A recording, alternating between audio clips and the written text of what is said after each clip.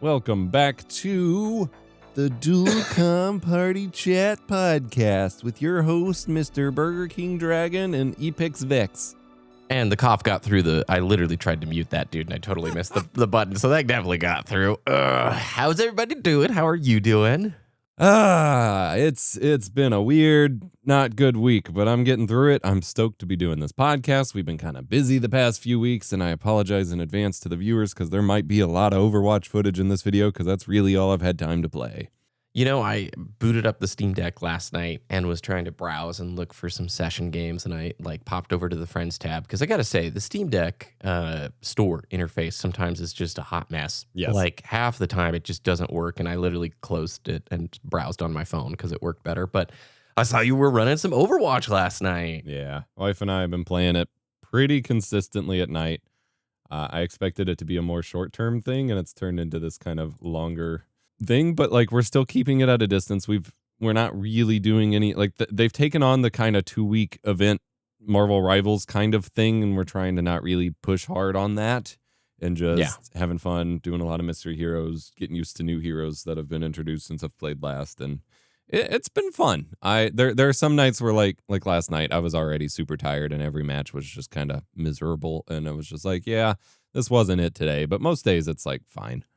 You know, I have been so tired. I've not really been gaming at all for the most part. And I love Overwatch right now. It is so fun. But if you're tired, I feel like the last thing I want to do is try and focus and click, accurately. It just, it doesn't, I'm looking more for that idler energy. So I think that actually is a cool pivot. You've got listed in here a very rad looking co-op game for our game of the week. Yes. So full disclosure, I haven't actually played this yet, but it was sent my way as something to check out by my community manager. It is called pretty straightforward on the nose. Together: Moon Escape. I love that. I get what's happening here, and it's this co-op space game where you and a buddy are literally in a low gravity environment and you're trying to escape. It looks awesome. It looks super fun. First person style game. This looks really cool, and honestly, graphically quite nice. Yeah, it looks pretty pleasing for what it is. And my community manager, when he sent it to me, described it as he said it looks like Portal 2 co-op ... 2. Yeah, I literally was gonna say it kind of looks like Portal. Right on, and it just came out, and it's very positive. Not a ton of reviews just yet, only 222. So, yeah, but it looks a lot of fun. And it's on sale. Plus, there's a demo. Yeah, definitely gonna fire this up with my wife. We love doing these kinds of things together, and the space vibes are just like sweet. Yeah, I really like this. Anytime a game has demo off the bat, I feel like it goes up like a huge notch in terms of like my thinking. I just love you try it before you buy it. Yeah, it's so cool. I bet that's what I've been doing is trying to browse for demo games, and it is such a I really hate browsing for demos, dude. I really do. I get so burned out because even though I'll add the tags and do the things, you're still scrolling through just a big list of kind of slop. Yeah. You know? Yeah, I don't know. I mean, we've talked about it a lot. I don't know what the answer to the curation and like not even just curation, but just the like browsing thing. I don't know what the solution is, but they just need a couple more filters on Steam. Yeah. You get limited in a pretty granular way. I want to be able to browse like this category and then add like when you're shopping for anything, you could always click the button that says discounted and on sale. Yeah. And you really have to go through a lot of hoops to make that happen. And then especially if you're trying to browse on the Steam Deck, you click into a game, you click back. Too bad, so sad. Doesn't matter that you're scrolled down like 15 times past the fold, it resets the page. And it's like, no. Video of the week. I pushed you into putting this in here because I don't know why. Maybe I was part of that tiredness, but it's this weird AI voice that just starts mutating in on itself. And it is a little disturbing. I didn't listen to the whole thing, but I started laughing so hard when it started to just like melt into itself. Yeah. So there is apparently a whole like chain of bot created wrestling channels trying to like stir up WWE. Now I'm doing the thing. WWE drama. and then like a whole bunch of comments that are clearly bot comments like in response to them, but about, a few minutes into the video, typically when they go to say WWE, the AI voiceover thing just basically has a stroke and turns into like werewolf Donald Duck. And what's hilarious, there's been a few now because it's like it's in every video, and clearly whoever uploaded it just didn't even like look at it. But like almost every time, it's like the AI takes a breath and resets, which obviously it's not human, it's not doing these things, but that's what it sounds like. Like it'll have this whole meltdown, and then it'll be like, okay, and then double, and it's just like, what? It is like, hey, and this is our first AI mentioned in like a month and a half or whatever. And this one's a positive one because this is like hilarious hearing it just break and then mutate. And yeah, it just garbles. And it does get at the end when you click through it, because I couldn't stick with it. But like clicking to the end, it turns into this really scary, like, is this how the robot future is going to communicate with the other robots? This super scary mutated Donald Duck Morse code mush? So if you need a good laugh, it's it was pretty funny, dude. It was a lovely payoff on, I think it was Tuesday, when I was like having a really bad day. Just I would literally just sit there and like laugh at it until I teared up and was just like, this is great. And then kept finding more of them. And yeah, I've been watching some of the really terrible AI voiceover like meme videos for the prequels for Star Wars. And they're horrible. And I know they're horrible, but part of me just laughs. The one I sent the group yesterday in the chat was like, what if Anakin was a chill guy? Yeah. And it's just him going through like episode 2 and 3, staying totally calm. And his entire like outcome is completely different. And they don't even bother like rendering it matching to the voice at all. But there's a lot of people who watch this stuff, and I don't know if it's going to be this horrific future where the AI companies are blotting out the sun to just take all our power and water and resources so we can crunch LLM models faster. At least let's have some fun along the way, right? Yeah. Mine crumbled overnight. This wasn't just a minor setback. What UWWE's what blub you up what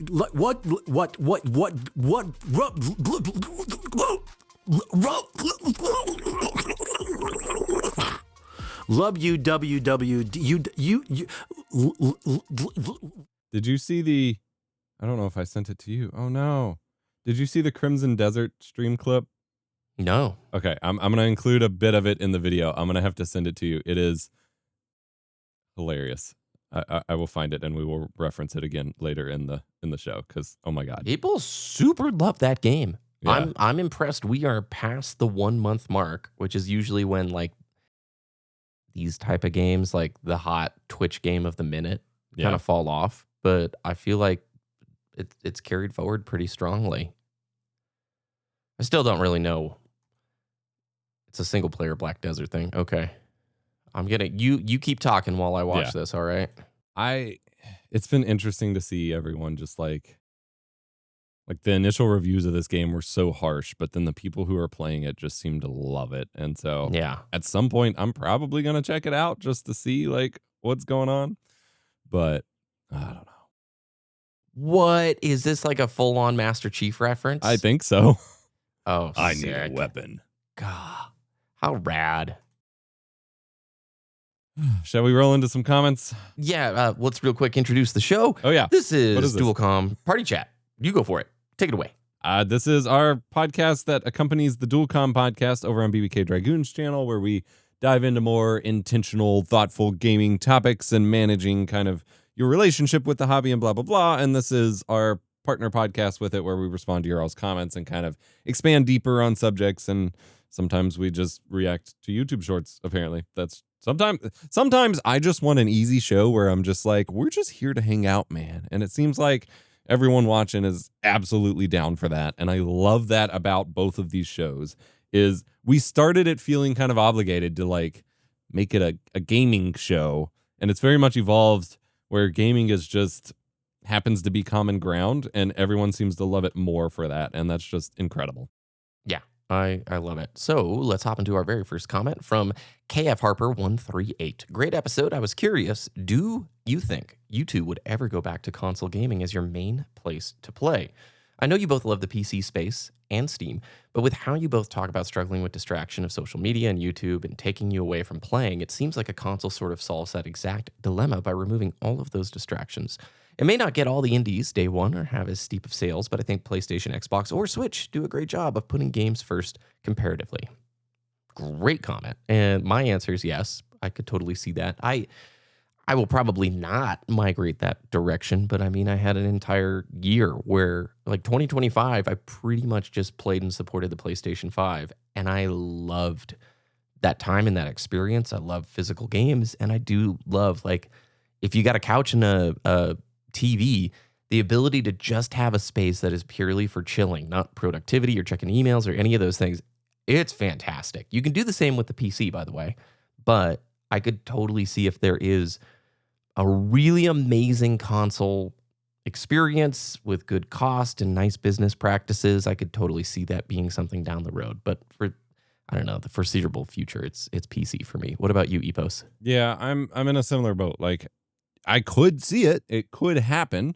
And I tried to do that with the PS5 and last year and kind of pulled away from it more than I expected. But like, if for whatever reason I just couldn't PC game anymore, I would have no problem with a console taking over that slot. I'm more of a, at this point, because of where my games are and whatever, I'm all about hooking the PC up to the TV and having, Steam Big Picture or whatever running and being able to just do that if that's how I want to game. I know there's added friction, but like, the thing is, it's all about like your headspace going into it, and some of that is environmental. So like, yeah, having a PC hooked up to my TV is less distracting than if I'm sitting at a desk with other things to do and like at a monitor, because like I'm using a mouse and keyboard. Whereas if I'm at a TV, I'm probably using a controller, so I'm not going to be sitting there alt tabbing and like pulling up Discord or web tabs or whatever. And so to me, it's more about environmental than the actual platform. But like, I've gone back and forth. I started out as a PC gamer, went to console full time for a while, tried to go back to PC for a while, went back to console for a while, and past 10 years or so, it's mainly been PC. Like, I'm not against it. I just don't think budget-wise, with what I personally have and whatever, like, I'm not sure. Software pricing is too hard for me to leave behind. It really is. And not that you can't get amazing bargains on physical games. Also, if you're about one generation behind on consoles, like PS4 physical games are dirt cheap, and it's amazing. But I do kind of love, especially if you're picking games up on GOG, that ownership aspect. I really do. I do like it. Briefly, we can mention the whole PlayStation 5 DRM update thing where it looked like you were going to have to reconnect to the internet store to play your digital purchases every 30 days or so. But I've heard a lot of conflicting reports. You sent me one e-post that apparently it's just to go after some refund bug and that it's not going to affect everybody else. And then I've also seen other stories of like the naysayers saying, oh, it's the end. This is the new DRM. This is a terrible future. And like, we don't need to like weigh in on whether, nobody really knows like exactly where it's at yet. I don't think there's been an official statement from Sony other than just like people trying to get things from support people. Yeah. But the point is, like, I could absolutely see all of the console ecosystems implementing something like that and that being the standard moving forward. Whereas like with the GOG, I don't think you're going to run into that same scenario. So, right. I don't know. They're all what ifs though. Those are very nuanced, probably not worth considering all that much. But the environment thing you mentioned is huge. Yeah. And I mean, like, those might be little points, but they add up to the bigger picture of like feeling like you have more ownership and control over your experience on PC, even without having the physical games. And I think there's value to that, and that provides a certain degree of comfort that you don't always have with console stuff. And I like the ability to noodle, right? If it's not running the way I want it to, there's probably going to be mods that help adjust that, or I have the granularity in the settings to go customize it and be like, no. Yeah. I'll take lower fidelity. I just need a nice, smooth frame pacing here. Yeah. I want to highlight a comment from our Patreon at patreon.com/dualcomm from Nix Fontana. It says, hi there, love the show and the content of both your channels. I was wondering if I could pick your brains a bit on the topic of ambition. Do you think it's important to be ambitious when it comes to your hobbies and life in general? Western culture is very focused on achievement, climbing the ladder, becoming the very best like no one ever was, but I usually feel out of place since I like a lot of things I haven't I haven't found something I love enough to go beyond what's comfortable for me. Maybe it's because I'm still discovering myself after years of the routine or of just getting through the next day, but I'd be curious to hear your thoughts. Wow. That's a great comment. I need to sit with it for a second. I might need to like reread it for a little bit because I was thinking about this yesterday. In like job life land, there are people who really, really like give it all for the job, right? And they're super proud of their accolades and accomplishments. And I've worked here, here, and here, and these are such big deals, and I'm such a big deal. And I find it, I don't know the word. I really don't know what the word. I hate to say it, but like part of me is like, gosh, that's so cringy. Like I don't really care that much. Yeah. Right. I obviously want to be able to do something where I can do my best and have satisfaction and be proud. But at the end of the day, I'm not like, I never was somebody who was like motivated by some job ladder or career focused or something like that. I feel as if I'm more playing the sandbox, finger paint romantic than like LinkedIn is a freaking cringe fest, disgusting. People who play that game to make themselves look rad on LinkedIn, they've got all the connections they post and stuff. I absolutely abhor that. And I feel like that is just it's so lame. That's just my take on it. So, but at the same time too, I want to be like as ambitious as possible. I want to do the stuff that I do as best as I can in like a fulfilling way. And so I think there is like, I certainly don't want to be apathetic. And I've had like periods of time when I was in college when I was a little bit sort of like in cruise control. Yeah. And I have not been in cruise control in a long time. And I think it's important to have like a fire under you for something. And usually those are like hobbies. That's YouTube or gaming or biking or music or something that you're just locked into and you love. But I do like the part of the comment where it's like Western culture is very focused on like the climbing the ladder thing. And I don't like, life's super expensive. I want enough to be able to like live decently if possible. And that's hard. But I will never be that posting on LinkedIn, reaching out, making connections. And like, I hate that stuff so much, dude. Yeah. I do. So there is some element of it within Western culture, specifically for like the individualist aspect. But I mean, Japan, China, Korea, all of their cultures are still very like class and status based, and those kinds of like that. There's still those elements there. So I don't think it's exclusively Western culture. I think it comes down to kind of like the phase of life you're in and your values and your goals. Like, at one point in time, I wanted to be, the mega empire running successful YouTuber. But then after a certain point in time, I'm like, I just want to have my family taken care of and to do fulfilling work. And I'm going to work my butt off to make that happen when I can. But like, I don't want to be someone running a like 100-person empire of channels and employees and all these other things I'm responsible for. I just want what's best for me. But that's very different than what my answer would have been in, say, my early 20s, where I was like, I got to do all this and I got to be the best and I'm going to do amazing. And now I'm just like, like things at home are so much more important than things at work. But I do think I think there should and kind of needs to be ambitious people in order to do these big things. But I don't think every person needs to be that ambitious in general. Find the thing that makes you stoked to be ambitious. I think that's the ticket. Like for me, my jam is not a corporate ladder, right? That's not it. I really like what you said. There are plenty of people who will get like the super, super sick job that makes $1 bajillion and they're in the corporate life, but their life is work, dude. Mm-hmm. The day doesn't end at 5. They stay at work however long they need to. They do meetings after 5. They do all the stuff on the weekends. They check their email. They do all those things. So like their work-life balance, it's work. It's work. And they maybe make a ton of money, but what's the friggin' point if you're going to lose like 15 years of your life? Yeah. Not having fun and just, I don't know. I would rather, it's that more, I way prefer like the struggling artist mindset of like, do the stuff that makes you stoked. Yeah. Hopefully you can make it work financially, but life is not about like having some big, gigantic freaking nest egg when you're retired and having the most money when you're an old fart, to just quit where I never want to retire, dude. Yeah. First of all, I don't think it'll ever be in the cards. Yeah. Like, let's be real. I don't think our generation will get to, but houses aren't even like within the cards. Okay. So, but I just, no, I always want to be doing something. Yeah. As long as it's keeping you stoked. So what a great comment. I didn't mean to jump past the Patreon comment, by the way. I'm sorry about that. No, all good. Usually we put those first. Just so. And I do want to point out they also asked about like hobbies too. Hobbies should be your fun time. If you like you said, if you wake up feeling motivated to like do great at it because you love it that much, awesome. But pushing yourself for a hobby doesn't make any sense. Yeah.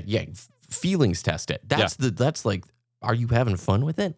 That's the thing that matters. Like, it's so funny. Last year with biking, dude, like I don't race anymore, but like biking is my favorite hobby, period. Like I love it so much. And we're now in the spring, the things are dry. I'm doing it. And I talk about it probably an annoying amount for the viewers. But last year I was all about, I got to get really, really fast again. I got to get back up to racing speed. And if I'm not riding fast, if the footage doesn't look fast enough, then, oh man, I'm not doing it.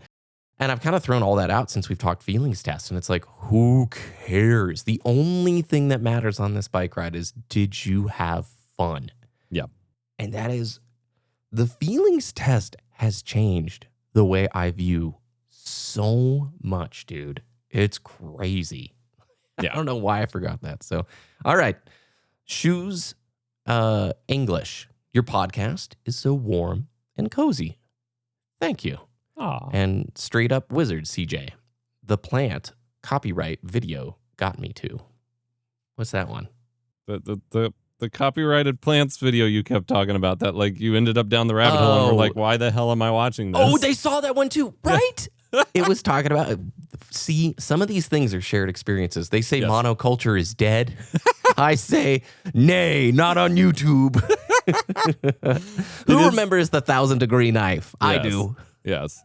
It is interesting because we used to have more like experiences like that where like everyone knew that video that was like getting on everyone's homepages. And I love ending up on some random video, especially when it's like 14 years old, that for whatever reason keeps showing up on my homepage, whether it's like a clip from a show or whatever. And I finally click on it and like all the top comments are just like, okay, YouTube, I've finally watched this video. Gosh. Or how about when it's like a 15-year-old video and everybody in the comments are like, why is this being recommended? Yep. Like we all are subjected to this, whether we think of like, we assume it's our specific homepages that are weird, but like sometimes YouTube is just like, everybody needs to watch Charlie Bit My Finger today. That's right. All right, what's our next one? erob2222. Sometime or somewhat related to prioritizing real life and other topics you've covered in the past. I find that as life gets busier, I have a new baby in addition to a very demanding job, the desire to game goes up, even though I know I won't have the time. I think it has to do with the desire to normalize, to be able to take care of myself mentally and center myself in a hobby that's given me a lot of good memories with friends and family. It's these busy times that make session games even more important to me. I've had a blast working through 2D Mario and DK platformers because I can truly feel accomplished in something, even if I only had 15 minutes in a given week. These are games I never touched in the past, despite being a lifelong fan of Nintendo IPs like Zelda, 3D Mario, and Mario RPGs. Thanks for all the entertainment. I love listening while I'm doing chores and taking care of the dog. Oh, yeah. I love this. It's usually when life gets, sometimes when life gets out of control that you're like, oh, I need this. Yeah. And we had talked about the, exercising patience and knowing like when life gets tough that you can't always do it, but absolutely it feels more important sometimes, or like you feel pressured to kind of keep it normal. I think I had talked about in a previous show, like when I first had my kid, I was still approaching gaming and all of my hobbies as like normal, thinking that, I just got to preserve this because this is me, and not allowing them to evolve with the time. And it's because, that feeling like everything else is crazy. I need something I can really like exert my control over and feel like is stable and consistent. But you do often need to change it up and try out session games or whatever. Like we'll always fawn over because it's so much easier if you have something that can still give you a little bit of what you love, but reduces a lot of the friction and kind of expectations. Yeah, it can actually reveal to you the way it fits in your life better, right? It's a good pressure test. If you are super limited on time, then you start to value that time differently, and you may assess what you were playing differently, right? And so I think that's why a lot of the session game stuff, people shift towards it. There is, I believe, like a nice checklist of games that respect your time. Does it save easily? Is it pick up and play easily? Is it the type of game that you could put down for a week, come back and not miss a beat and enjoy? A lot of those things I like so much more these days. And I don't think it's just because time is more valuable and because we're getting older. I really believe wholeheartedly that games that do respect your time are likely the games you're probably going to boot up more because they give you more benefit for the time that you're sinking into them, which is a huge, huge win. That's like one of those qualifiers for same thing like with a TV show, right? It's really nice to sometimes have a show that I don't want to say requires little of you, because we certainly don't want the stupid like Netflix watch in the background shows to become like the norm, right? When they were saying build more shows for people scrolling. Yeah. But you want to, engage with stuff that makes you feel good. Simple as that. So Yes. I really like that comment. That was a good one. GXB Faye. Hey, BBK and Epos. First off, just want to say thank you from the UK for these podcasts and your videos. Thank you.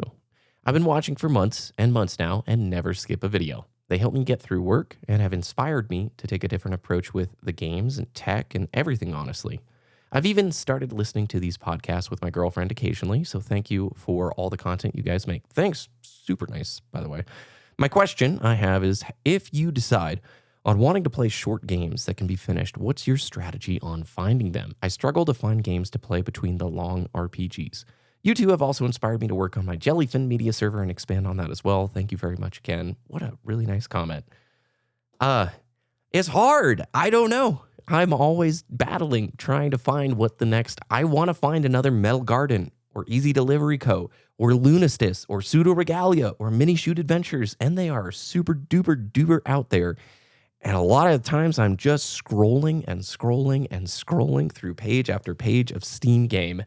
And every once in a while, it's there.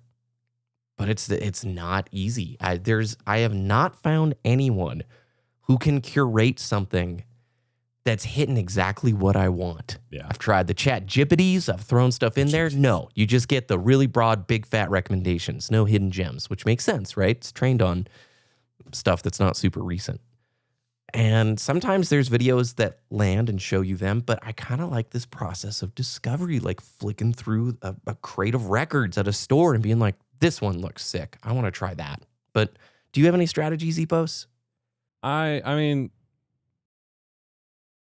not for that initial discovery. Like you said, it's kind of organic in a way, but a big thing I would at least recommend is, like, I'm always preaching, having a notebook or whatever, even if it's just notepad on your computer. But like when you do see passing recommendations, even if you don't have the energy or time or interest to look into them right away, if you think there's a chance or it's recommended and clicks your, checks your boxes, but you haven't really like sparked that interest yet, just keep a running like buffered list of games you might want to look into eventually, so that when you have that energy for that discovery, you have like a little queue to check in on. Or you can do the same thing on like specifically on Steam, like you can add games to like a little queue or your wish list or whatever, and then it makes it a little bit easier to filter from there, rather than getting to that nightly game session where you want to sit down and play and you haven't actually even picked out what you want to play yet. That adds so much more friction and pressure to try to figure that out, rather than just a handful that you have to sort through or pick through or decide between. That was me last night, by the way. Yeah. Like, I had 20 minutes, and the whole 20 minutes went to just browsing the Steam store. And it's like, I should have done this homework before this little pocket of time showed up. Yeah. And there are going to be times where like it's fun to do that. But when you're specifically wanting to get the fix of playing something, you don't want to be trying to figure it out at that point, because even games that would be fun are going to look bad because you're just like rushing to find the good one and you're not able to really think as clearly. So that's my big thing, is just keeping, like, anytime someone pings me with like a game I might like, or I see a recommendation or like a social media post from someone, I am adding it to like a pinned list in Google Keep or notes on my phone or whatever, so that when I'm like, okay, what am I feeling? Either I can browse through my library because you can add games if you already have them to categories or like groupings on Steam. Then you can be like, okay, I only need to pick between this list, or I have these top 2, which one is installed right now or whatever. Like the more you can group them up and then also slim them down, the faster that decision making is going to be. Yeah, I really like that concept. I need to try the categorization thing a little bit more. I will say, if you're looking on Steam, the arcade genre has been my kind of go-to when I'm looking for a session game or something short. You're probably not going to find an Easy Delivery Co. or a Metal Garden or one of those games in there, but I have found a lot of what look like super, super solid, like boot up and play 20-minute kind of games.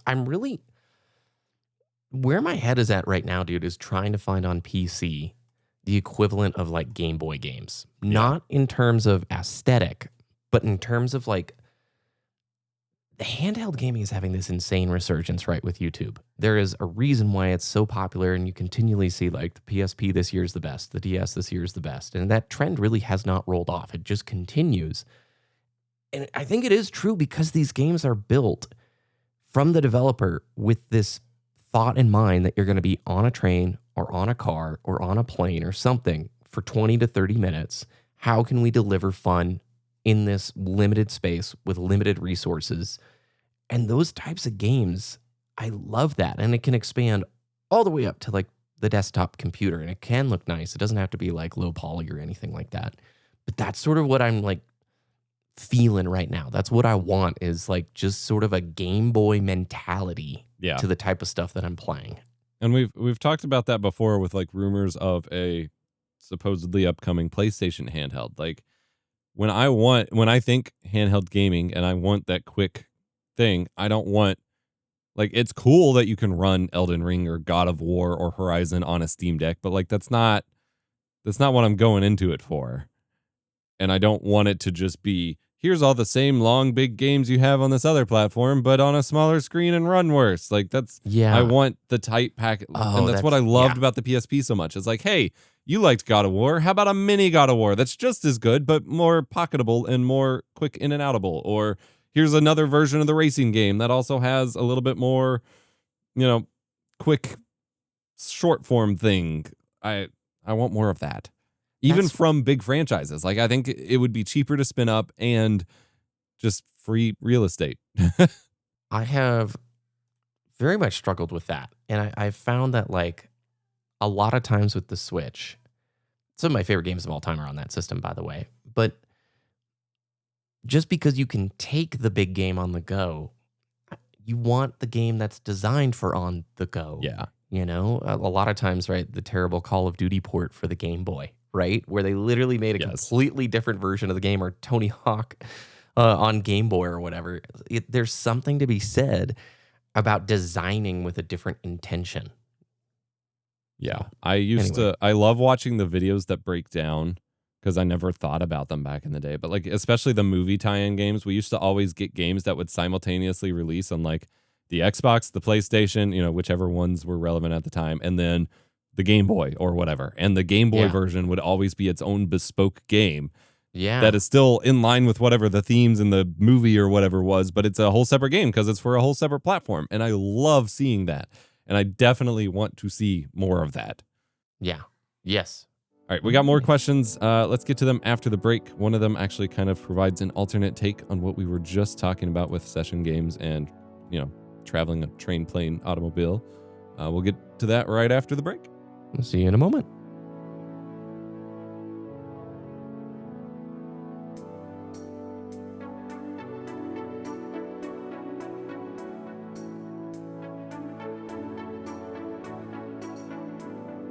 Welcome back to Party Chat, part 2 after the break. So we were just talking about the love for finding small, quick to finish games and, our favorite kind of session games that we use when we travel. And in the last episode, we had someone had asked about like how to pick games for a lengthy travel trip. But our next comment is kind of a different perspective on it. Someone who thought they would do that and wound up not really playing. Ooh. Got Tom Parkin 2068. 3 years ago, I went to South Korea with my family for 2 weeks. I loaded my Switch with games, fully intending on playing during the 12-hour flight and then each night at the hotel. At this point in my life, I couldn't even go a day without picking up a controller or scrolling through Reddit, which was very concerning in retrospect. To my surprise, I played Resi 4 for 5 minutes on the plane before putting my Switch away, and after that I didn't touch it once or even think about it. I was too preoccupied with enjoying the trip, and in the evenings I'd be far too exhausted to do anything. It was the ultimate touch grass experience, and it's something that genuinely impacted me for the better. This actually helped me out, and it gave me time to step away from some toxic habits, and from then onwards, I started to learn how to regulate my hobbies better by prioritizing real-life relationships and responsibilities. Oh, and I deleted Reddit. I'm all the more happier for it. Yeah, I love that. First of all, a South Korea trip sounds amazing. That's like a bucket list place I want to go and visit. They're actually having the Mountain Bike World Cup there right now while we're recording this. So that's awesome. I agree. I love it. You know, I take typically on a road trip like a DS with me. It was a used new 2DS that I got, but I like having it in case there's like the 20 minutes before bed or something you want to play. Yeah. But like during the day itself, 100%, the fun of the trip is to lock in with the trip. You know, you're not at home. Do something different, right? I love that. Yeah, I'm the same way. Like any of my TwitchCon or LTX travel or whatever, I'm heavily prioritizing having my Steam Deck or a Switch in my carry-on so I can play it in the airport, and then I think that I'm going to play it in the hotel and things like that. And even when I went to LTX, that's the expo for, or the convention that the Linus Media Group, Linus Tech Tips company hosted for a while.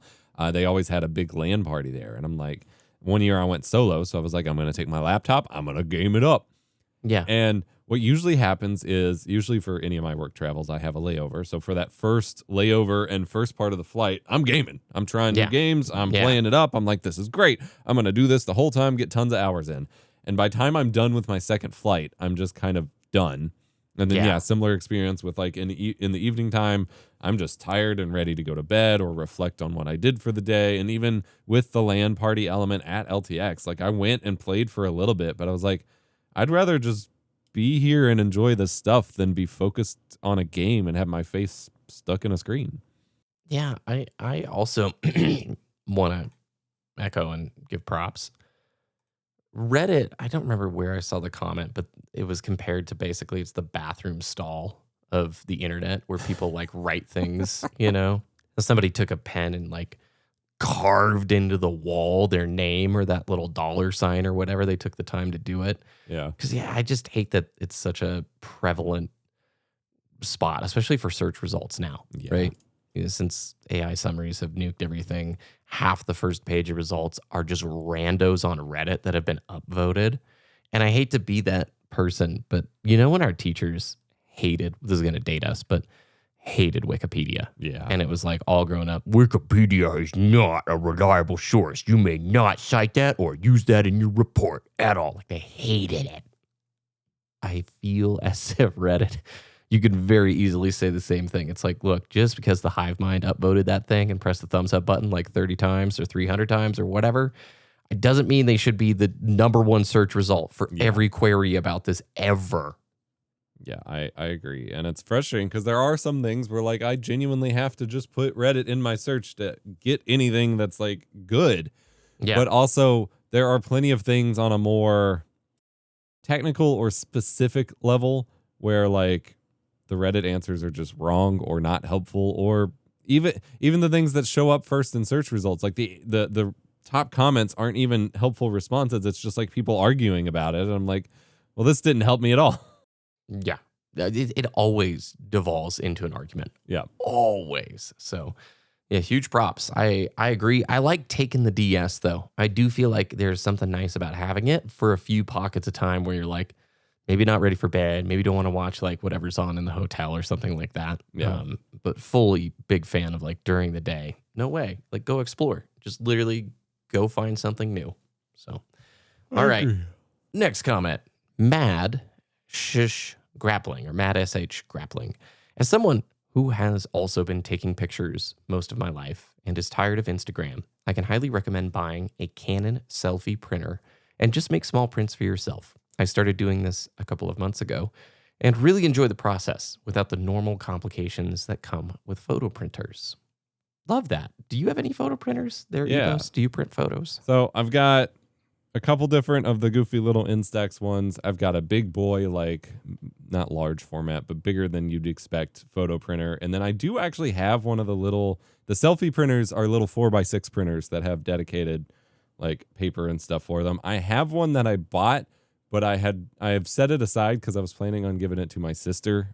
She's going to college this year and likes doing the photo printing thing for various, social things. And I thought it would be a good gift, but I have, because it seems redundant if I have a big printer that can do 4x6s too. But like I was really bought into the idea. I got put on it as a really cool thing. There was someone by the name of Matsui that I met at TwitchCon, I want to say was the event.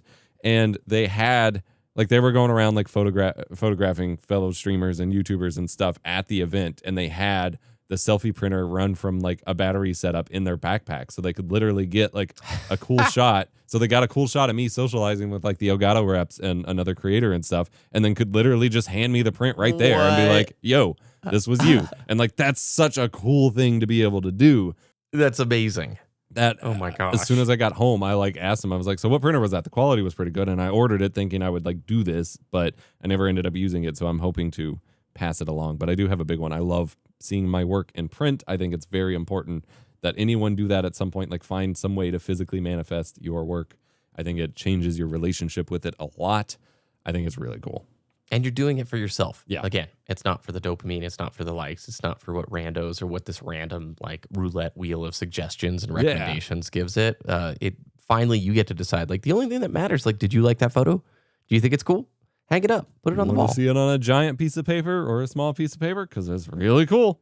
Yeah, I think that's awesome. One of the best feelings I get after like a cool photo walk or whatever is showing the pictures of my wife and her being like, all right, so we're replacing this frame with a print of that one, please. And I'm like, yes. Yeah. Yes. Love it. At Lazy Froggy V3Y. BBK, any advice about getting into music mixing? I've always been kind of fascinated with the intersection of music and tech. Ooh, I love this question. So music mixing, like production is one route, and then DJing is like another route, and they both have overlaps with each other. For the production side of things, there's so many amazing pieces of software these days. Ableton is what I used to produce with, I haven't touched it in a long time, but they have a pretty generous like 30-day free trial if that's still around. A lot of people use FL Studio. Logic is still a thing. There's quite a few DAWs, and there actually is a free one. I don't remember its name right now. Reaper, yeah, totally free, very good. I mean, they're all going to give you essentially what you need. There's tons of virtual instruments, VSTs, which are plugins basically that let you do all sorts of things, synthesizers, drum machines, compression, EQ. You can get everything for free. And I imagine, I haven't watched YouTube production tips in a long time, but I know just how the internet is. I'm sure YouTube University has probably the greatest people and teachers ever to get you started. And typically with that route, I mean, if you have a mouse and keyboard, you can create, you can draw MIDI notes. I do encourage like get a MIDI keyboard so you can actually play and have some of that more tactile nature and that kind of thing. And those are dirt cheap. As far as the DJing side goes, they've really made that space incredibly accessible. When we were like DJing and mixing and doing all that stuff in college and producing, it was a little bit different. There was only 1 or 2 options. Now there's like 5. But Pioneer sells a pretty cheap controller. It's like $300 or $330 called the FLX4, and that gives you basically everything that you're going to need. Plus, when you buy their hardware, you get a lifetime access to their mixing program Record Box, so you don't have to pay any licensing for it. Tractor is another good DJing program. That's what we used to use. They're really nice because they're one and done. It's usually like, I think $100 or $200 for the software, and you're set. You get it for life. They do new releases like every few years with some upgrades, and you can get like a nice paid upgrade that's usually cheaper than the full-on purchase, but rarely are the upgrades like necessary. Serato is still a thing if you're wanting to mix vinyl. basically the vinyl stuff, if you want to mix on a laptop, is Serato, and they give you these time code vinyls. So if you have turntables, like That's actual cool. vinyl turntables, all of your music collection you can just play as if you are on a real vinyl thing. We never scratched or did performance stuff like that, but all the dudes who like do that are on Serato for the most part. I think those are the three mains, but yeah, isn't that rad, dude? They also used to do that with CDJs, so you could buy old CDJs and get a time code CD, and it would read the time code from the CD, and they were pretty darn good. The controllers have gotten pretty far along, but you produce music. I want to hear your perspective on this. Yeah, I mean, I have the basic, I think it's called intro subscription to Ableton. I haven't used it in a while, but like I had tried learning it a couple times over the years, and just like with Blender or anything else, like I hit that wall of like all of the initial, when you get into videos that are like how to make things, you run into the wall of like, I don't know where this setting is. What do you mean just do this? I've never heard of that. But after finally like being dedicated enough wanting to do it, sitting down and watching the beginner walkthrough of like the UI and things like that, it started to feel fairly intuitive. And I am addicted. There's a couple cool plugins that do like procedural pattern generation or note generation just to get like a rhythm going. And I love loading that kind of thing up and then just playing around with like instruments. And I had already done a lot of audio processing stuff with all the VSTs and effects I do for like voiceovers and things like that. So just applying all of that into the notes on the instruments and stuff, like creating these crazy like ambient soundscapes and just stacking effects for weird stuff. It is a lot of fun. And that's just the Ableton Live, whatever. And then I've got a couple MIDI keyboards for that. And then I have a couple sequencers that are not digital. I mean, I guess technically they're somewhat digital, but like one has the same sound chips from the Sega Genesis. And so it has that's cool. Some baked in song banks of stuff that they put in as examples, and then you can sequence your own tracks. And I'm not super good at that, but it is a lot of fun having that like true Sega Genesis sound just going through, and it's awesome. Yeah, they call them sound fonts, which I think is like such an apt, cool name where you basically can load up. I mean, you can get the MIDI charts for so many of these old classic games and then just literally change whatever instrument is tied to it. Yeah. So I loaded up the easier Doom than intro, ever. the original Doom intro, and like threw on some super crazy heavy metal guitars and just. That is so cool. And, you know, we talk negative of AI all the time. The one place I really think like 60% of the time it works pretty decently. You can ask like an LLM a question about like, where is this feature in this software? Mm-hmm. And as long as it's not super obscure, it does pretty well. One thing that drives me up a wall is anytime I install Resolve on a new PC, the video editing software, even if I export my keybinds and bring it to another PC, it doesn't always map one-to-one. I've done this now on like 4 different PCs. And Resolve has some really stupid names for some of the things that I like change in terms of the hotkeys. And so I'll go over to Jippity and be like, okay, well, I'm trying to do this like jump to playhead button here. What's the name of it? It's always 100% of the time the wrong answer, Epos. 100% of the time. It's like, no, that's wrong. Research it. Still wrong. So not always, but sometimes it has a little bit more context and is a little bit better for like learning some of those things. Because yeah, Ableton is so non-intuitive in the way it does a handful of things. And that's how every one of those DAWs are, like those digital audio workstations. Yeah. They all have their own flavor. Like FL Studio, everything is nested. Like it is the most disgusting. I hate that UI so much. People who produce with it, like they will open like 11 pop-ups for one channel to get to what they need to, and they're all over the screen.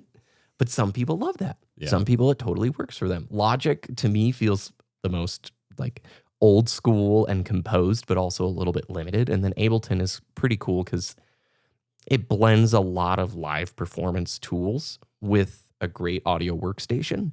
So you can actually do some pretty cool live looping and on-the-fly remixing. That's what Daft Punk used when they did their 2007 Alive tour, was all Ableton. Same thing, Justice, when they did their Across the Universe tour way back in the day. So cool question. I love nerding up about that stuff. What's our next one? We got Pike 27. Last weekend, my wife and I decided to go to a restaurant in another town, something we do with small recurrence. There was a small traffic jam, and I asked her, want to go the longer route? Not much longer, it takes just a few minutes more, and she promptly agreed. The thing is, this longer road is much more beautiful than the normal road we take, and it was incredible to just go the longer route and appreciate the different view, even if it was a bit inefficient time-wise. Sometimes we should just deviate from the normal course. Mm-hmm. Yeah, what a great metaphor for life, right? Right? It goes back to the opening question on the ambition and the drive and get there as fast as you can career-wise. And I don't want to speed run through life. I don't want to get through a chunk of years and go like, gosh, I didn't stop and smell the roses. Even these days, like responsibilities are overflowing. Time feels so tight. And I am really fatigued of feeling like so time crunched. And like, especially when I'm out on a bike ride or whatever, feeling stressed the whole time because I'm like, no, I can't stop to take a break. That'll add an extra 5-10 minutes. That'll throw the rest of the day off. I kind of hate that. Yeah. I don't want to have my life structured that way where the whole point is to this day, we got to appreciate this day, you know? Yeah. No, I think whenever I went on vacations as a kid, and we never did like extravagant stuff, but my mom always like highly detailed planned our itineraries and things like that. And I always just wanted to like hang out at the hotel and just kind of do nothing because it's relaxing time, not rush to do all these things at a specific time and stress out about it and never actually feel relaxed by the time we get home. And I think that's really important. And I will say I've been super obsessed the past week or so just because it's easy comfort food with watching podcasts of people who were on other shows that I used to watch. So like Steve from Blue's Clues has a show. Amy Poehler has a show. Rainn Wilson has a show. And so I've been watching them. And one with Rainn Wilson and BJ Novak and a couple of the other guests they've had from The Office on there. One of the most consistent like things that they have shared about their time on it is that they all were kind of miserable because they were all so stressed about like meeting audience expectations and then trying to figure out what's next, like how to leverage that into like a movie career or figure out what the next thing was. Meanwhile, they all consider The Office to be their absolute dream job and just really regret not having just enjoyed the fact that they were there and doing that because what came next would never be as good as that. And I think that applies to so much with ambition or with even just travel. Like, just enjoy that you get to do the things. I imagine you're in the full-on production swing, right? You shoot the pilot of The Office. Yeah. It probably does well, but not insane. You then shoot season 2. It starts to premiere probably around the time that you're going to production for season 3. And so I'm thinking about the timelines going, they probably didn't know the kind of impact it was going to have. Yeah. And how big that show really was until they were, like you said, season 6 or 7 or 8 or whatever. And all of them are right. Okay, well, what's next? Yeah. They didn't think of it at the time as like, this is the thing. Like, this is probably going to be the biggest thing in our careers. Like, it's that focus on the what is next. And I'm not saying they missed out on recognizing it. Plenty of them did recognize how sweet it is. But it's a good reminder that oftentimes we just don't know that you're in. We say the Andy quote, right? You don't know you're in the good times until they're gone. But like, it is very, very true. And I'm trying to like, oftentimes, even when it's tough, I'm saying like, these are the good times right now. This is the stuff I am going to straight up look back on and miss because I'm trying to appreciate so much. Seriously, the Dual Comm podcast, the Party Chat podcast, this audience, this is the coolest thing I think I have ever gotten to be a part of, ever, with YouTube. And I am super thankful for this. And however long we can do it, it's amazing, and I'm very grateful, but I will never forget this period. Now that we're a year and a half into doing this, I don't take it for granted. This is amazing. I cannot believe we get to just sit here and talk about these things, and there's a whole community of people who also enjoy this and contribute and talk about it together with us. Like, this is it. This is super cool, and I will never forget this. I feel the exact same way, and like part of that, I see the same kind of sad looking back thing because you and I have been friends for our entire YouTube careers, basically. Yep. We've always just kind of done this, but in being like obsessed with the rat race and trying to make like the best specific videos or whatever, like we could have just been hanging out and doing this the whole time and it would have been great. Yeah. But it hit at the right time. We had to go through. like I am very grateful, and I think back to all the different eras of like the YouTube stuff that we've made. They got us to this point. We wouldn't be able to talk That's true. and share and have these, like, a lot of this is 15 years of experience around this hobby, like I'm saying, for YouTube, and then along with gaming. But like, this has been a journey and a process. And yeah, I think, dude, we took the back roads. We're taking the back roads right now, right? And this is the journey we want to be on, not necessarily. We kind of criticize the people who are on the interstate of YouTube, right? Playing the game and doing the algorithm stuff. And you know what? That's fine for them. They want to get to the destination faster or in a straighter path or the path that has less resistance. And like, we're just, there's a nice little farmstead over here that we're hanging out at. Sometimes the interstate is part of the journey. Like sometimes that's just a part of it. Like you said, we spent some of that time doing that. And that was just part of the journey that we were at. And I sometimes we get comments on these videos from from people who were like, man, I can't believe how much time I wasted playing multiplayer gaming or whatever. And I'm just like, that's the phase you were in. You had friends to play with.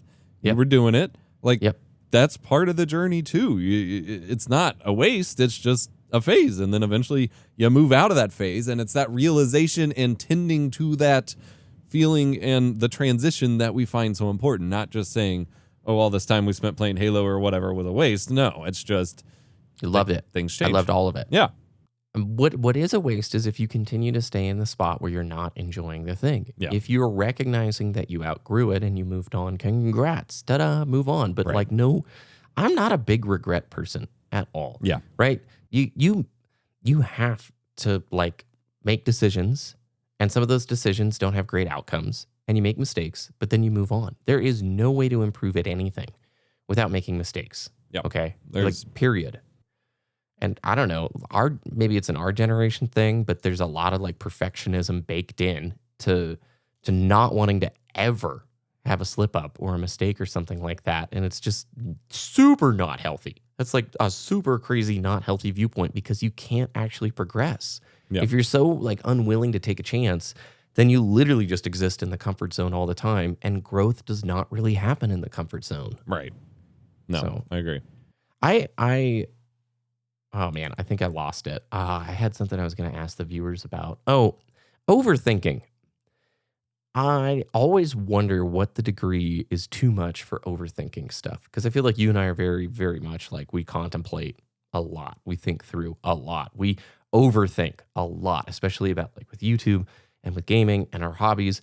And I think there's like a balance. Do you ever like kind of second guess yourself and be like, no, dude, you're overthinking this. Just go for it. I try to do that a lot. I really struggle with it. I do think it's important to find a balance of that because I think we kind of end up in two camps where if you don't spend any time reflecting and like really contemplating, that's when you lose a bunch of time and you're like, oh man, what did I do? But also you're not going to be in the moment or pursuing the things if you're spending too much time overthinking. And so I think this past year or so, it's been a big push for me to just not overthink. Like, and it's a challenge. Like it's a cycle I keep coming back to because I keep being like, all right, I want to make this change. I want to just see where things go. But then I get stuck in the analysis anyway. And then I'm like, okay, pull back out of that. Let's try again. And it's a process. I've never been able to find the chill middle zone. Yeah. When I'm trying to be like chill, cool guy, like not overthinking it, most of it's fake. And I can't ever like maintain that point. Yeah. It's always like internally, I'm trying super hard to be chill and not overthinking.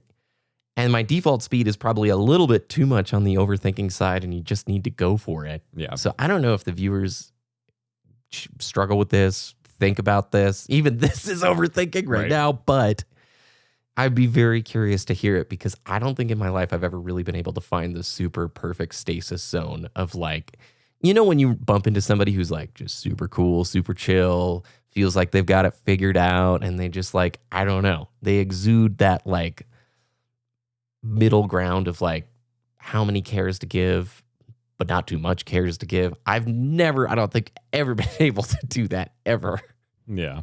I can think back to like the first couple of years after I moved into my house and had a kid and I was just like locked in on working, I wouldn't say I have regrets. I was stuck in a place because at that point in time I was solely supporting our family, which was a mostly intentional choice. Like it wasn't a bad situation, but like I was solely responsible for our finances.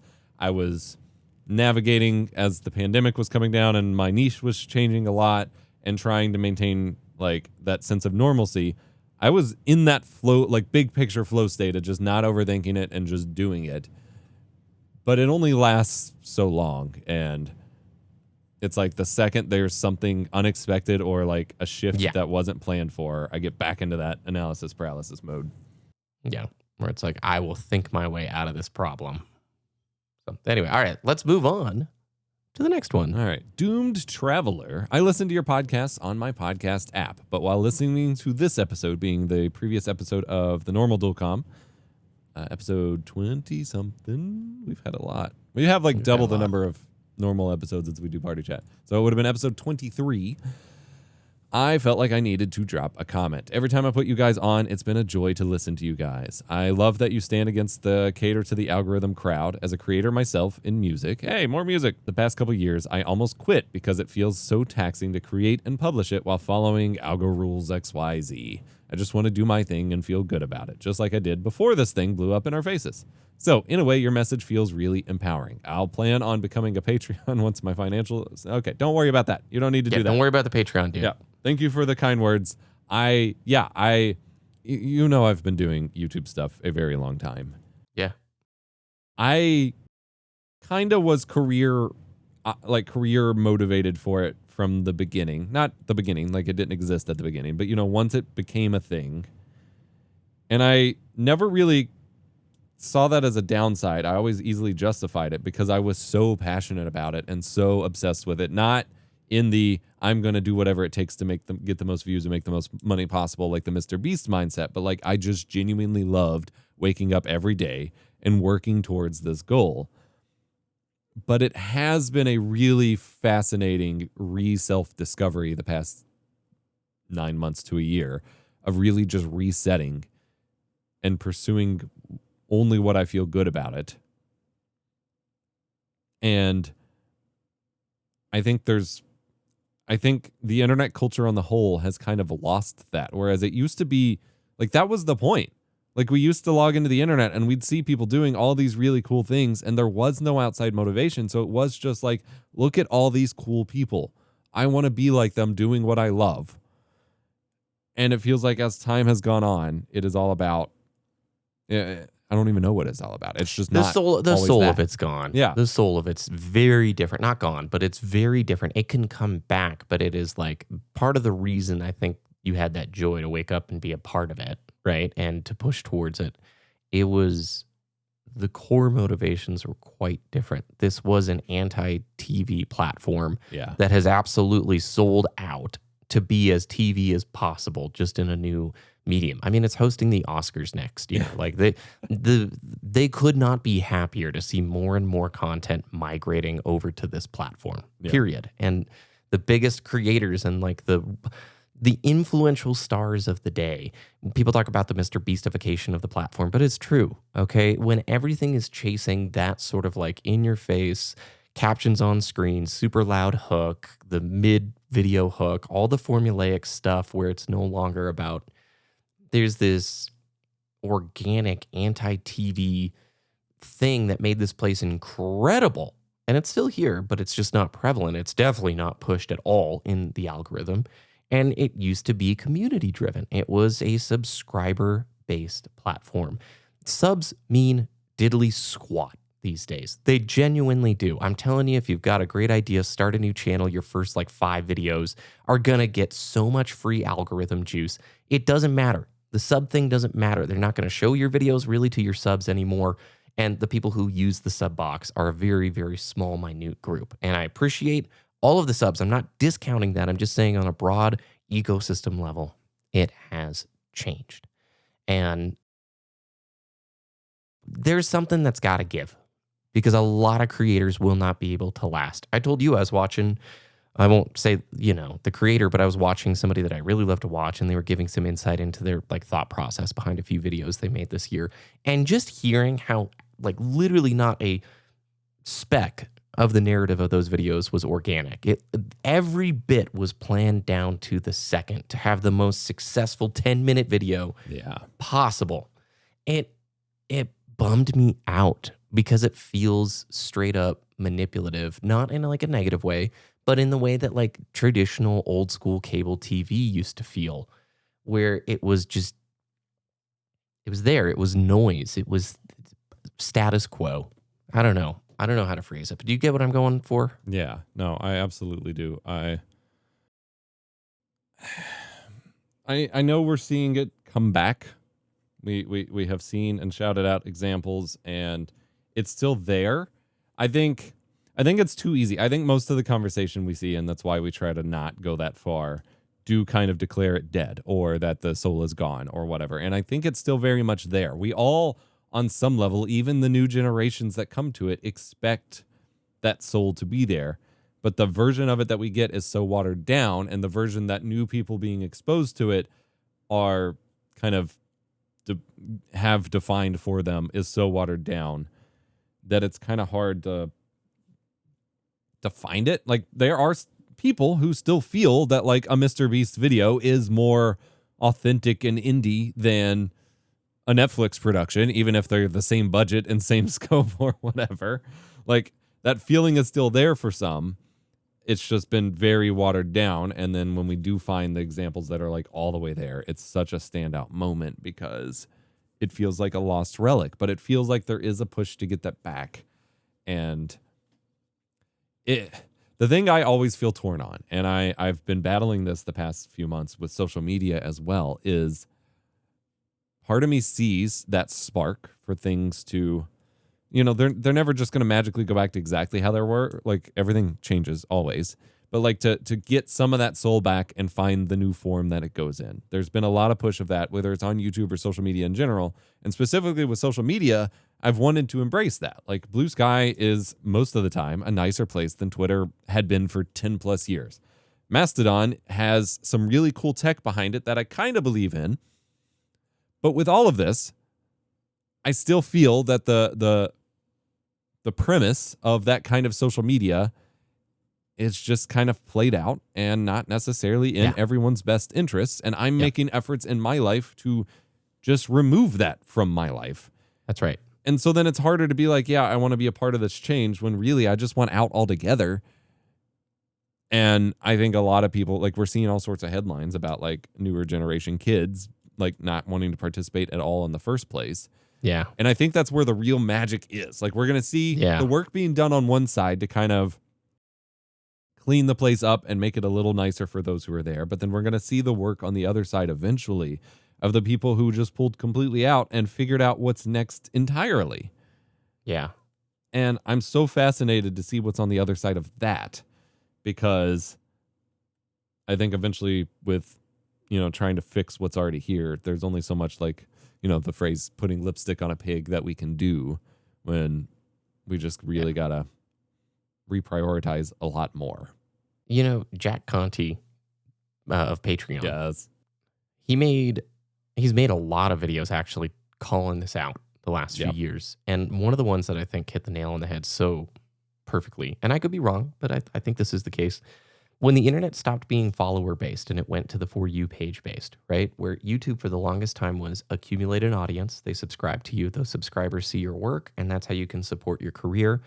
That dissolved when they pretty much neutered all those features and turned everything into a homepage for you. When you show up, it's what the system recommends to you, and it does not necessarily prioritize. Like, look, I do not expect everybody to watch the videos we put out. I do not expect my subs to click on every video. I don't want them to click on every video. I want them to see something that looks, oh, cool, BBK is in my feed again, great. But now you're heavily, heavily penalized. If somebody who's a subscriber watches one video but does not watch your next, or your next, or your next, and the algorithm's like, they blew it. They stopped making the same video. Better stop showing it to them. And we've got this horrible, like, follow-up effect of this samey, mushy mush that just keeps coming out from everything.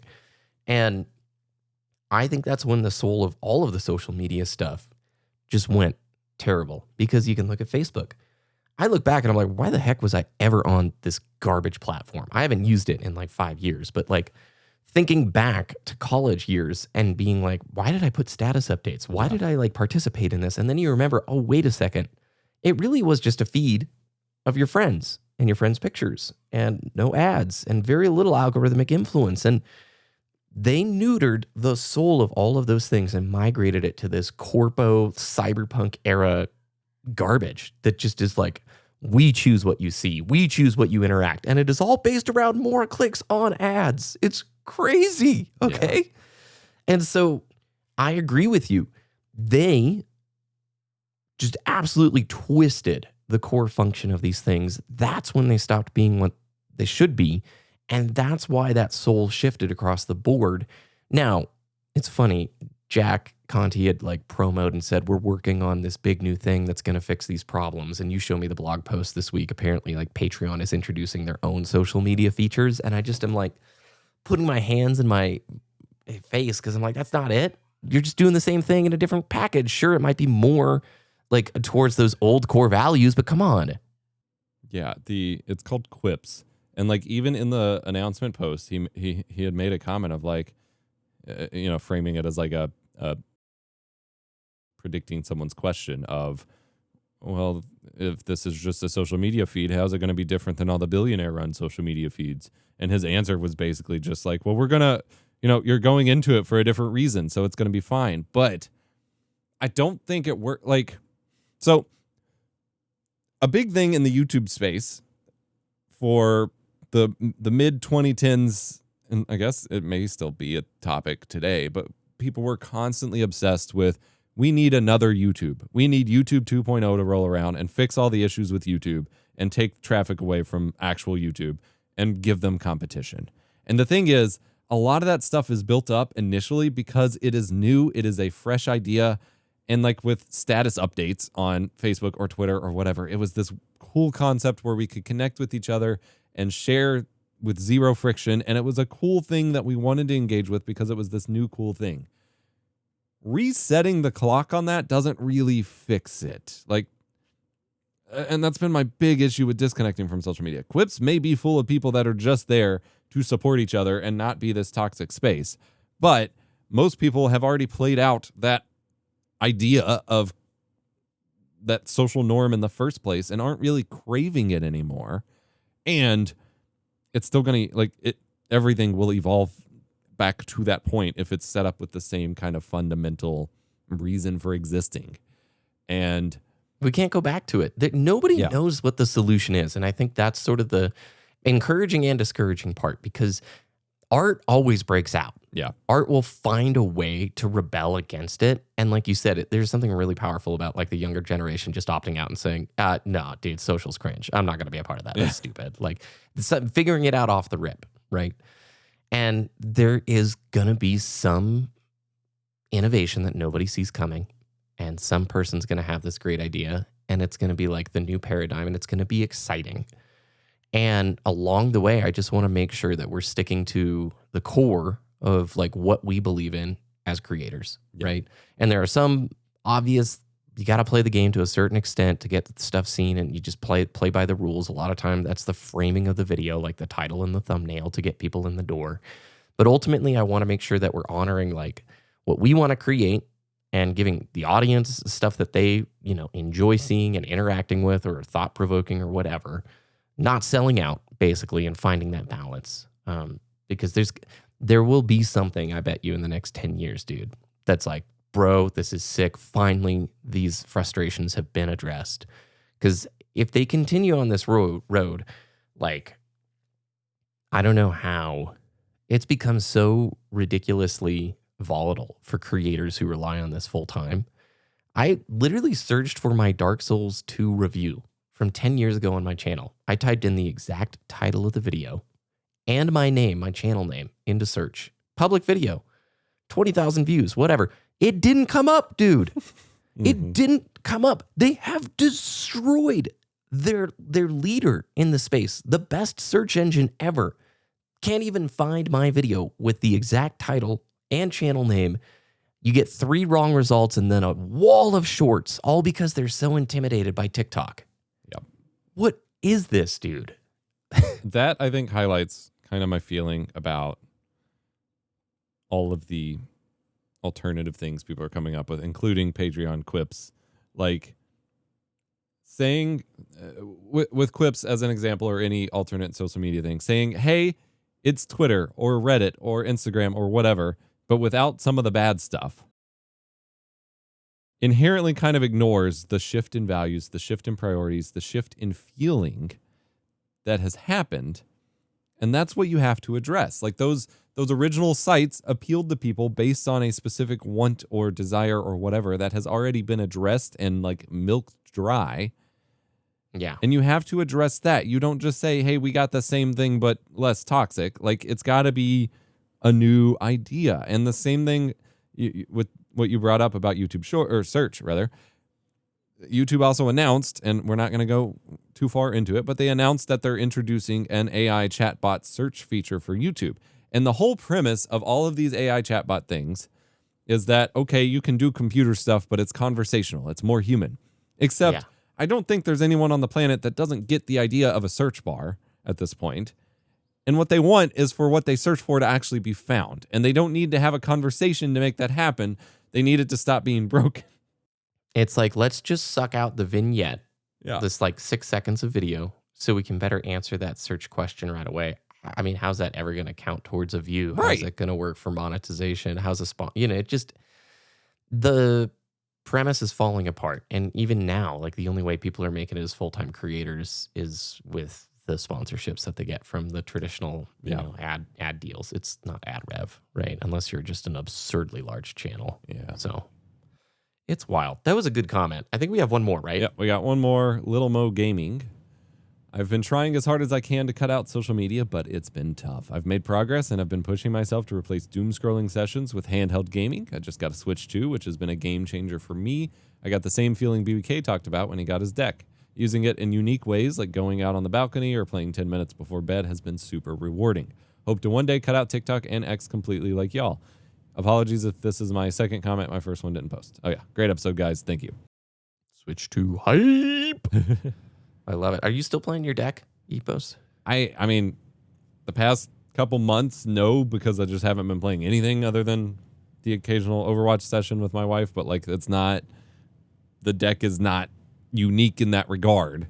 And when I get back to my session games, the deck will be loaded up again. I still have it. Like I keep charging it every week or so to keep it alive, but I haven't put a lot of time into it lately. But that's because like life has been so busy. I haven't had those windows to be like, all right, I'm just going to go chill over here for a couple minutes with a cool game. Like I just haven't had that. But when it's there, it's very powerful. And I'm at the point where I have replaced or eliminated my kind of bigger time wasty habits with social stuff or whatever. But it's the micro moments that, especially when times are tough, like big picture, I'd say the answer to replace those is to just be comfortable sitting in your own head for a little bit. And that is super rewarding. Like sometimes I have some of my best ideas or I solve problems that way. But other times, like especially right now, like things are pretty rough. When I just kind of sit and have nothing to do for all of 30 seconds, I'm still looking for that thing and trying to figure out what it is. And even a quick Steam Deck game like doesn't really fit the bill for that. And so I'm struggling with those habits at the moment. Have you ever been too tired to game? Because I feel like I've been definitely, when I bring biking back into the picture, I'm already like pretty time crunch, tired, all that stuff.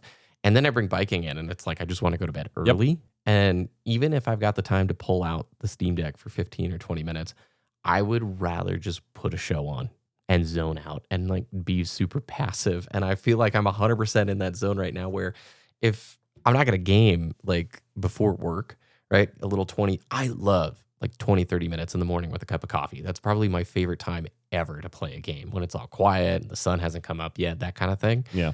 But I lately have just like probably the last 2 months, just like, I don't know. I'm not in that zone and I'm not trying to force myself to be in that zone. Yeah. I will say, can we, on the TikTok and X, it's so hard to call it X. I always think of it as Twitter. Just try it. if the hope is like hoping to cut it out, I think that means there's the desire there where you're like, oh, maybe I should skip on this thing. Just do it. As somebody who held on to Twitter for too long, okay, and it was purely the FOMO of I might miss out on gaming news that's important to talk about, which is the biggest lie ever, because I don't even talk really about gaming news, right? You and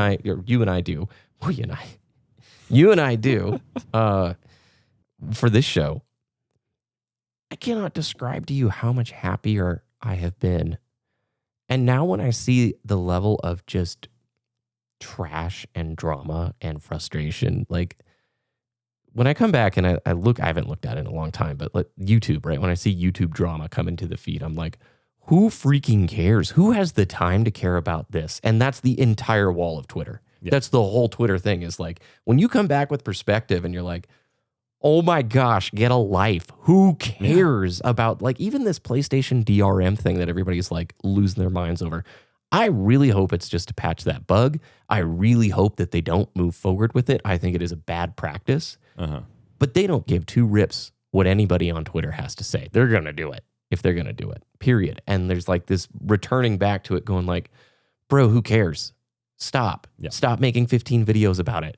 The people making videos based off of like support answers from like PSN support, they don't know what's going on. It's practically a chat bot. What are you doing? This is a 30-minute video. Oh my gosh. Yeah.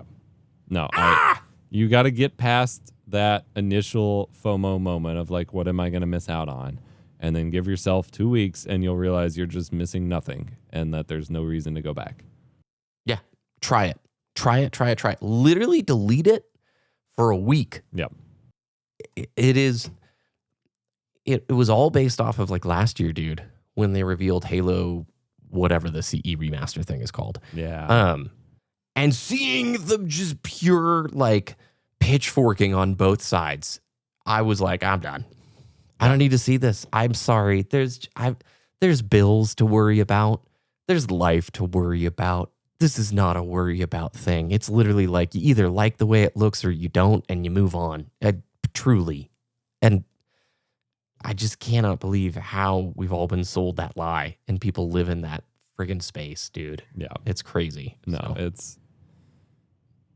I'd almost, to tweak the advice I've given before, I'd almost recommend, like you said, uninstalling it, deleting it, whatever, for a week. And instead of, usually my implication there is, and then you'll realize you don't want to go back, and then just never go back. I'd almost challenge you to get rid of it for a week and then push yourself to go back and to really look at, feelings, test it, whatever, but like really just look hard at what you're doing when you do go back, because I think that would be even more shocking, because it's easy. I think the trap, I think I've even fallen in it too, is if you skip out for a couple weeks and you're like, yeah, none of this is important, but if you don't build up that like recognition of the negative feeling, then you can just find it easier to slip back in kind of lazily.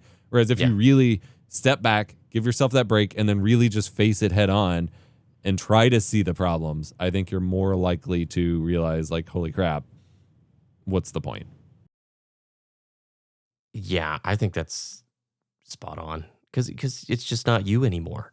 It's not you're like, well, what does this serve me? How is this helping me, kind of thing. So all right. Well, fun show. Thank you, everyone. Where can people find your work, Epos? Epos Fox and Lost Saves, most places, over on the forums at demodisc.zone.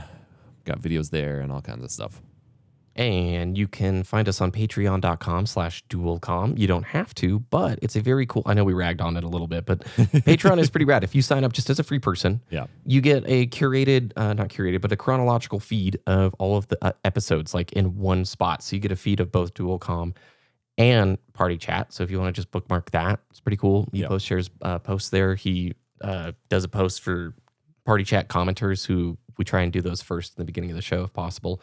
And then we have a handful of videos there. The idea is not to subscribe forever. It's literally like hop in, watch some of the videos. They're like longer form versions of some of these conversations. Here, we need to do a new batch here soon. But again, don't subscribe. Okay, if there is any monetary thing where you're like, nah, I don't know about, no, neither Epos nor I want eternal subscriptions. We don't like that thing at all. So just keep it chill. And at some point, we'll probably just release those VODs in general as time goes on. So You can find me at BBK Dragoon. I love doing the show. I love all of you. Thank you so much. What an incredible, awesome community to get to be a part of. And I hope everybody has a great week. Bye.